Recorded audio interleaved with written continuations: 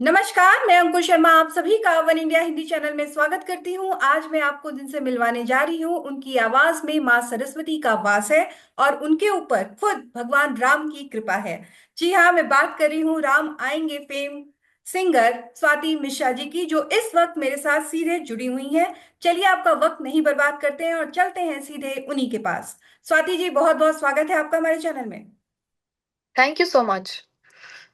नया साल है, नई खुशियां हैं, नई आशाएं हैं और राम जी जी। की कृपा है। और मेरे सामने राम जी की भक्त है। क्या कहना चाहेंगी?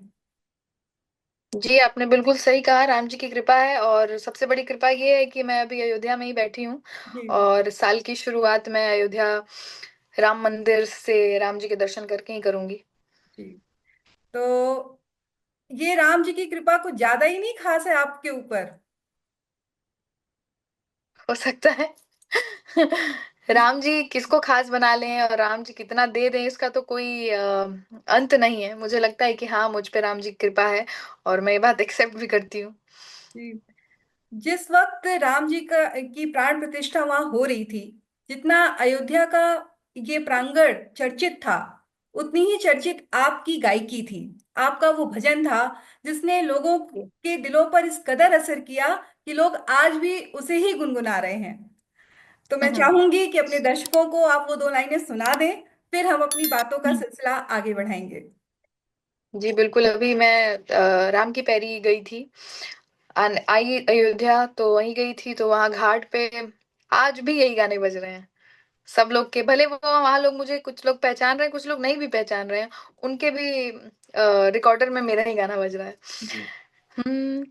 राम आएंगे तो अंगना सजाऊंगी, दीप जला के दिवाली मैं मनाऊंगी, मेरे जन्मों के सारे पाप मिट जाएंगे, राम आएंगे, मेरी झोपड़ी के भाग आज खुल जाएंगे, राम आएंगे।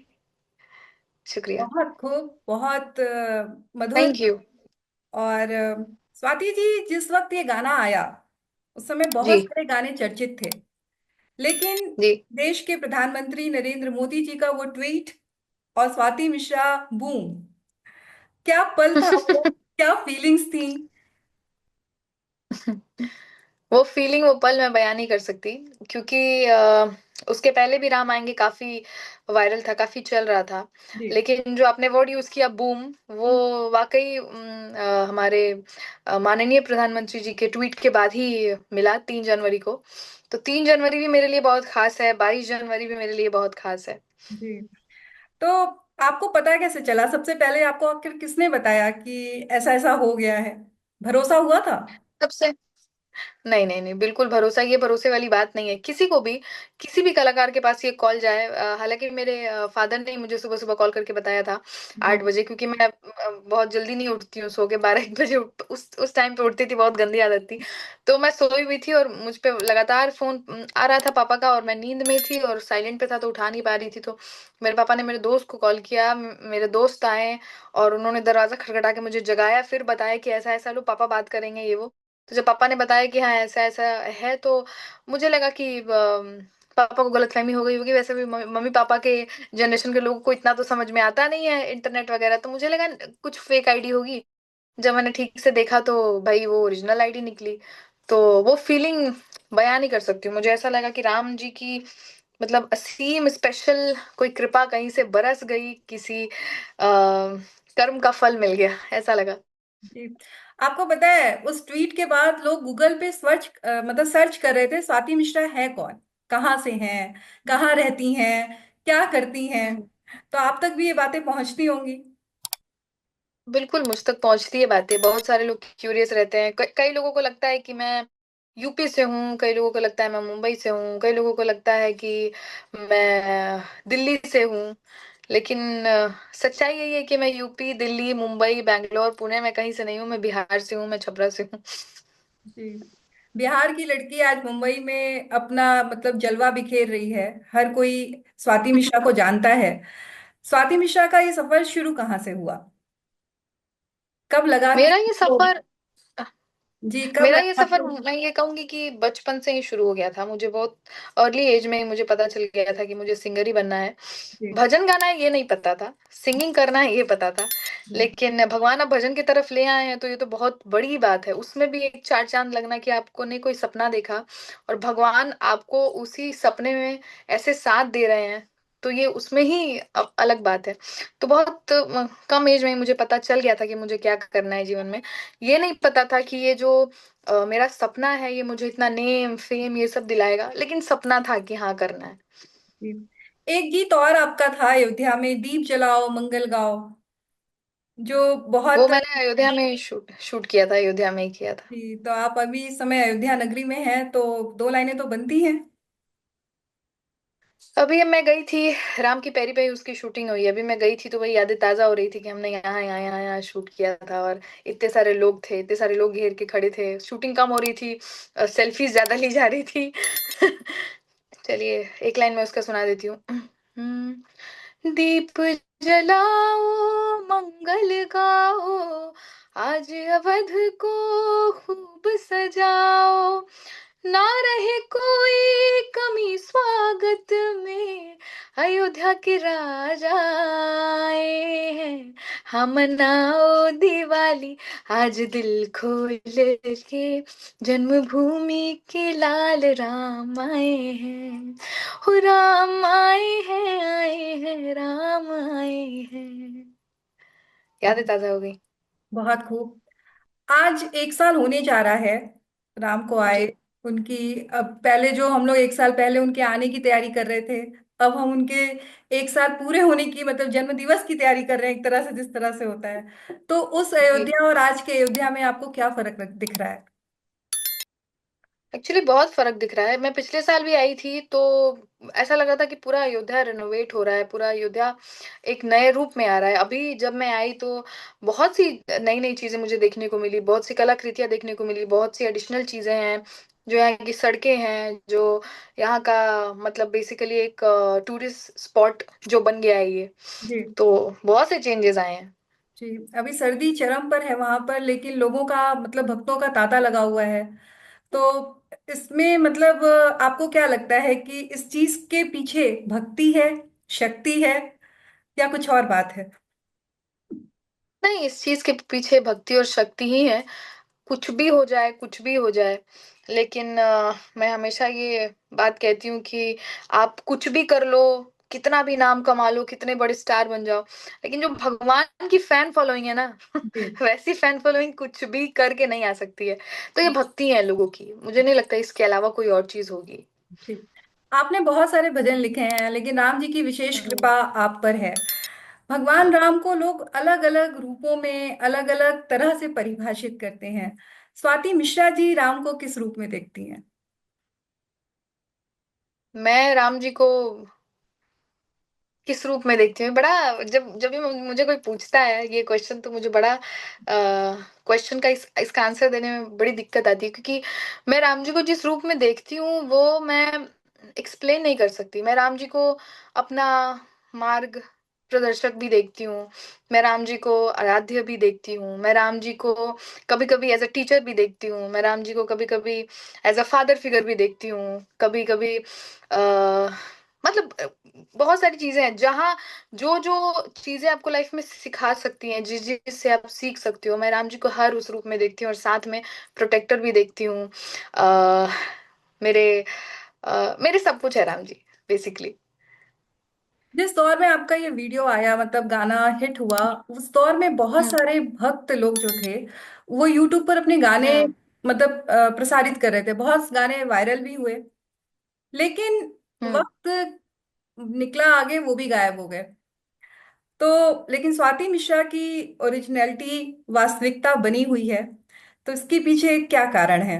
और वो लोग जो गायब हो गए, वो कहाँ चले गए, उनके बारे में भी कुछ कहना चाहेंगी आप? जी बिल्कुल, जो लोग गायब हो गए, मे भी उन्होंने हिम्मत हार दी होगी। गाने को वो पॉपुलैरिटी नहीं मिली होगी, या फिर आगे हिम्मत, आगे मेहनत करने की उनकी चाह नहीं होगी, या बहुत दिन से ट्राई कर रहे होंगे, कुछ मिल नहीं रहा होगा, कई तरह की चीजें होती हैं, लोग छोड़ देते हैं।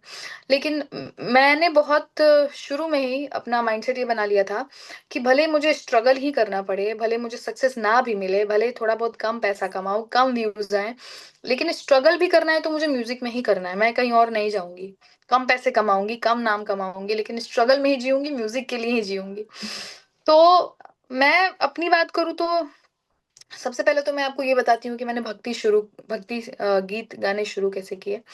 मेरा एक हिंदी चैनल था पहले, जिसपे मैं हिंदी गाने, उनके रिक्रिएशंस, उनके रिप्लाई वर्जन्स बनाती थी, वो बहुत वायरल होते थे। और भगवान की कृपा शुरू से रही है मेरे ऊपर, तो बहुत वायरल होते थे और बहुत उससे धीरे धीरे धीरे नाम हो रहा था। और छठ के गाने जब भी मैं गाती थी, या फिर मैं कभी नवरात्रि पे मैंने कुछ गा दिया, या तो फिर मैंने कभी कृष्ण जी के लिए गा दिया, ऐसे ही किसी किसी ओकेजन पे, जन्माष्टमी पे जब मैं गा के डालती थी, उस समय जो लोगों का रिस्पॉन्स आता था, वो रिस्पॉन्स बड़ा मुझे ऐसे मोटिवेट करता था। बाकी गानों पे अलग कमेंट होते थे, लेकिन मेरे भक्ति गानों पे अलग कमेंट होते थे कि आप सिर्फ भक्ति ही गाइए, आप कुछ और गाइए ही मत, आपकी आवाज में सिर्फ भक्ति अच्छी लगती है। जब ये कमेंट आपको बल्क में आने लगते हैं, तो मतलब आप सोचने पे मजबूर हो जाते हो कि ऐसा क्या है भक्ति मेरे आवाज में, लोगों को भक्ति इतनी क्यों अच्छी लग रही है। तो मैंने लोगों को बोला, मैंने अपने सोशल मीडिया पे एक लंबा चौड़ा अनाउंसमेंट किया कि आप सबके इतने अच्छे रिस्पांस की वजह से मैं अपना अलग एक भक्ति चैनल शुरू कर रही हूँ। और उसी चैनल पे मैं अब सारे भक्ति सॉन्ग गाऊंगी, और ज्यादातर भक्ति, ये नहीं बोला था मैंने कि सिर्फ भक्ति गाऊंगी, मैंने बोला ज्यादातर अब भक्ति ही गाऊंगी। तो वो चैनल मैंने शुरू किया, और उस चैनल शुरू होते ही वो चैनल दूसरे तीसरे गाने से मोनेटाइज हो गया। और उसके बाद से वो चैनल भी वायरल होना शुरू हो गया, बहुत सारे, पता नहीं किस रूप में आके नारायण मिल जाएगा उस चैनल का सबसे पॉपुलर सॉन्ग है, उस समय था। उसके बाद 7-8 महीने के अंदर राम आएंगे आ गया उस पे, तो ये इतना वायरल हो गया। तो मुझे लगता है कि मैं लोगों के कहने पे, या फिर आपको भगवान ने लोगों से कहलवाया कि तुम भक्ति गाओ, तुम्हारा जो जीवन है वो भक्ति के लिए है, तो मैंने ऐसे ही भक्ति शुरू की। जी। आपने जिसका नाम लिया कि किस रूप में नारायण मिल जाएंगे, जब मैंने अपने साथियों को बताया या और अपने दर्शकों को बताया कि स्वाति मिश्रा जी से बात होने जा रही है, तो उन्होंने फरमाइश में ये गीत रखा है। तो जब आपने नाम ले ही लिया तो 2 लाइन सुना दीजिए। ये गीत एक्चुअली बहुत लोगों को पसंद आया था, क्योंकि ये गीत कंप्लीटली जीवन के सीख के ऊपर है। आप पूरा सुनेंगे तो आपको पता चलेगा, लेकिन 2 लाइन ऑब्वियसली मैं सुना देती हूँ। हम्म। क्या लेके तू आया था और क्या लेके तू जाएगा, ऊंच नीच और जात पात से ऊपर कब उठ पाएगा, सबके अंदर राम बसा है, नफरत किससे कर पाएगा, मन को साफ तू कर ले क्योंकि पता नहीं किस रूप में आके नारायण मिल जाएगा, निर्मल मन के दर्पण में वह राम के दर्शन पाएगा। Thank you. आपने कहा कि आपने छठ पूजा के लिए भी गीत गाए, और हमें जहां तक पता है कि आपने भोजपुरी में भी काफी कुछ करने किया है।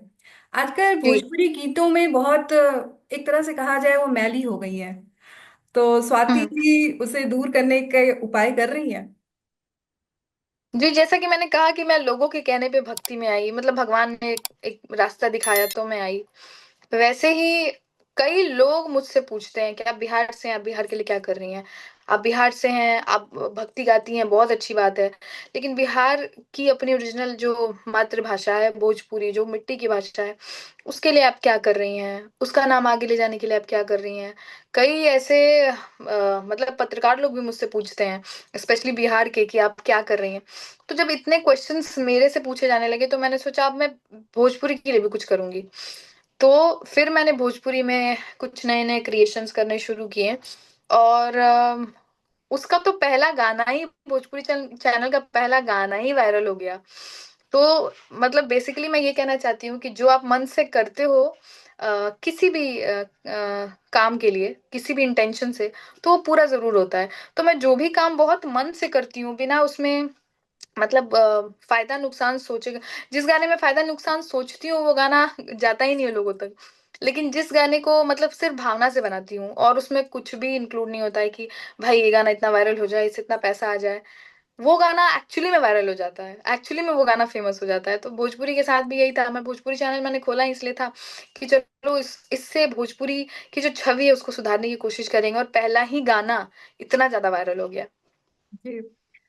बिहार से मुंबई तक का सफर एक टफ जर्नी रही होगी। और मतलब आप जहाँ से आते हैं उसके बारे में कहा जाता है कि थोड़ा सा मुश्किल है संगीत के क्षेत्र में आगे बढ़ना, और स्पेशली लड़कियों का। हम्म। ये बताइए, ये बात सहमत, इस बात से सहमत हैं आप? जी, मैं इस बात से बिल्कुल सहमत हूँ, बशर्ते आपके पास एक अच्छे पेरेंट्स हो जो आपको इतना सपोर्ट करें। अगर आपके पास अच्छे पेरेंट्स हैं, अच्छे माँ बाप हैं, तो आपके लिए कोई भी जर्नी मुश्किल नहीं है। वो मेरे केस में वही बात है। तो जिन जिन लड़कियों के घरों से मॉरल सपोर्ट या फिर फाइनेंशियल सपोर्ट नहीं है, उनके लिए तो बहुत मुश्किल है। बहुत मुश्किल क्या, कभी कभी नामुमकिन है, नहीं हो पाता है। लेकिन अगर जिनके फैमिली मेंबर्स, माँ बाप लगे हुए हैं ना अपने बच्चे को आगे बढ़ाने में, फिर वो कहीं से बिलोंग करते हैं उससे कोई फर्क नहीं पड़ता है। तो जब लोग मुझसे पूछते हैं कि आप क्या कहना चाहेंगे अपने साथी कलाकारों को जो आगे बढ़ना चाहते हैं, कैसे मेहनत करें, क्या करें, कैसे आगे बढ़े जैसे आपने नाम कमाया, मैं कहती हूँ, मैं अपने साथी कलाकारों को कुछ कहने से पहले मैं उनके गार्जियन लोगों को कहना चाहती हूँ कि आप अपने बच्चे को फुल सपोर्ट कीजिए, क्योंकि आपके सपोर्ट की वजह से ही वो आगे बढ़ेगा। नहीं भी बढ़ेगा, कम से कम उसके अंदर मलाल तो नहीं रहेगा कि मैंने किया ही नहीं, कोशिश ही नहीं की। तो पेरेंट्स को मैं पहले समझाती हूँ। जी। बॉलीवुड वगैरह में भी जाने का इरादा, कोई ऐसे प्रोजेक्ट? मतलब ऐसा कुछ बहुत स्ट्रॉन्ग इरादा नहीं है। मुझे मौका मिलेगा तो मैं बॉलीवुड में जरूर गाऊंगी, कोशिश करूंगी कि जो गाना मुझे मिले वो भक्ति ही हो। या तो भोजपुरी हो, बहुत अच्छा भोजपुरी, या तो बहुत अच्छा भक्ति हो। जैसे कई ऐसे मूवीज बनते हैं, जैसे लापता लेडीज बनी। तो इस तरह के मूवीज जो बन रहे हैं, इसमें अगर कोई भोजपुरी गीत हो या भोजपुरी का कुछ प्रोजेक्ट हो या भक्ति, तो मैं जरूर करना चाहूंगी। स्वाति मिश्रा आजकल बहुत सारे लोगों की इंस्पिरेशन हो गई है। स्वाति मिश्रा की इंस्पिरेशन कौन था? मेरी म्यूजिक में मेरा इंस्पिरेशन, मैं श्रेया घोषाल मैम को मानती हूँ। मैं उनको बचपन से सुनती हूँ, उनको बहुत मानती हूँ दिल से, बहुत ज्यादा। तो मेरी इंस्पिरेशन तो म्यूजिक में वही रही है। जी। तो चलते चलते अंत में सिर्फ यही सवाल कि आप अपने फैन से क्या कहना चाहेंगी, और जो गीत आपके दिल के बहुत करीब हो उसे गुनगुना दीजिए। ये अच्छी बात कही आपने कि जो मेरे दिल के करीब है, क्योंकि मेरे कई गीत हैं जो लोगों के दिल के बहुत करीब है। जिसमें सबसे पहली प्रायोरिटी राम आएंगे है, मेरे भी दिल के वो बहुत करीब है। राम आएंगे जितना ही एक मेरे लाइफ में एक गीत है जो कि बहुत मेरे लिए बहुत ज्यादा खास है, क्योंकि ये जो गीत है, मैंने राम जी को, साक्षात राम जी के दर्शन किए थे और वहीं पे मैंने सोच के लिखा था वो। हम्म, ऐसा सुंदर मुख प्रभु का देखते ही रह गए, आंखें सबकी छलक गई और प्रभु जी हमको मिल गए। सोए भाग जगाए तुमने, चारों तीरथ पा लिया हमने, कुछ भी नहीं काया तुम बिन, इसमें प्राण तुम्हीं से है, ये चमक ये दमक कुलवन महक, सब कुछ सरकार तुम्हीं से है, ये चमक ये दमक। Thank you so much. सब कुछ उन्हीं से है, और हमसे बात करने के लिए बहुत बहुत शुक्रिया।